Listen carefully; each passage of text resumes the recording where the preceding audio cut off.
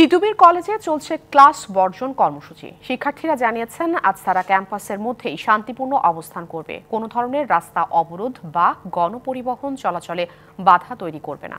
কলেজের আশপাশে কঠোর নিরাপত্তা ব্যবস্থা নেওয়া হয়েছে, মোতায়েন করা হয়েছে শতাধিক পুলিশ।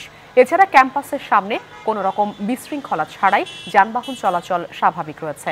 অন্তর্বর্তী সরকারের সাথে আজ তিতুমীর কলেজের শিক্ষার্থী প্রতিনিধিদের বসার কথা রয়েছে।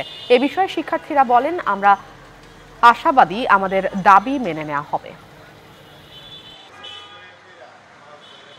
মাননীয় প্রধান উপদেষ্টা আজকে যেহেতু বসার কথা বলছে, তার সম্মানার্থে আমরা আজকে আমরা আর বাইরে কোনো আন্দোলন কর্মসূচি করব না। আজকে ডিসিশন যদি আমাদের কোনো রকম পজিটিভ না হয়, সেক্ষেত্রে আমাদের তিতুমীর ঐক্য আছে, সেটা পরবর্তীতে সংবাদ সম্মেলনের মাধ্যমে এবং তিতুমীর ঐক্যের পর্যায়ের মাধ্যমে আমাদের কর্মসূচি ঘোষণা করা হবে। নগদের সর্বোচ্চ বার 167 টাকা রিচার্জে পাবেন 1 লাখ টাকা পুরস্কার। আরও আছে প্রতি সপ্তাহে পুরস্কার ও ক্যাশব্যাক।